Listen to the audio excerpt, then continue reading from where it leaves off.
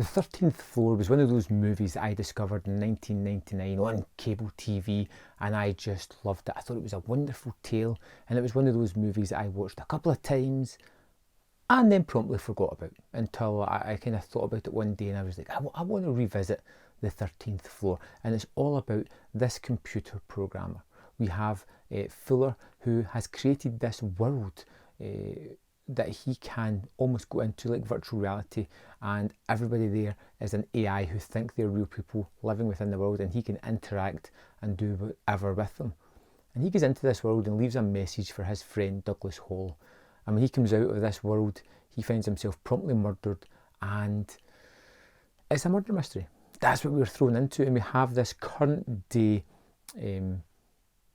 character of Douglas Hall within the real world as he travels into this fictionalized, almost Chicago noirish 30s world set, where he is trying to find the piece of information that's been left for him so that he can discover who murdered his good friend. And it's really okay, just okay, because as soon as the movie came up and started up, it said based on the book Simulacron 3, I think it is. I'm butchering that because I can't quite remember. But I saw something else that was based on that book, and that was Fassbinder's World on a Wire. I seen that last year for the first time.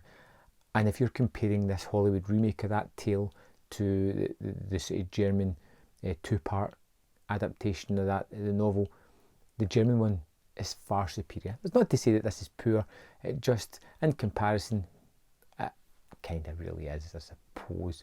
The 13th Floor has so many things that I really do like about it.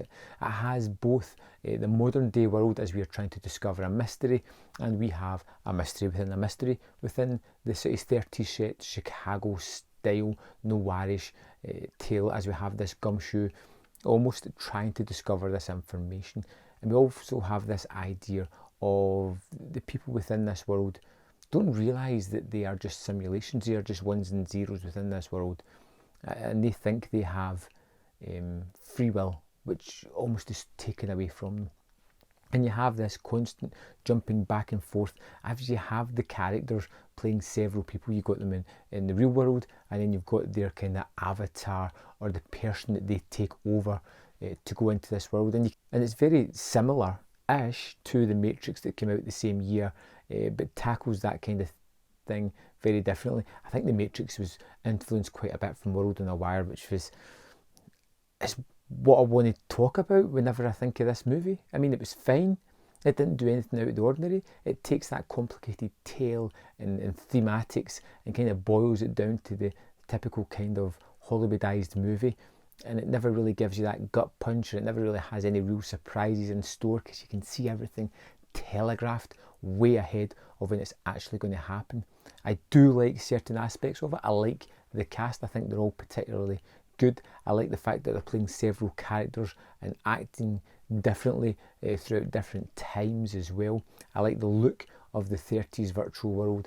I like the look of the just normal regular world. I like the idea of the twist, although I do feel it's a little bit not utilised as well as it could be here, as we kind of see Douglas trying to figure out all the information of what's happened. It's decent enough. It's one of those movies that I should have left alone because I had a better appreciation for it in my memory bank. So rather than revisiting it and seeing that it's really not that good, and maybe my taste in movies wasn't as refined as it possibly is now, I could still suggest checking it out if you haven't seen World on a Wire. But if you're looking for a really twisted fun tale, World on a Wire is one that you have to search out.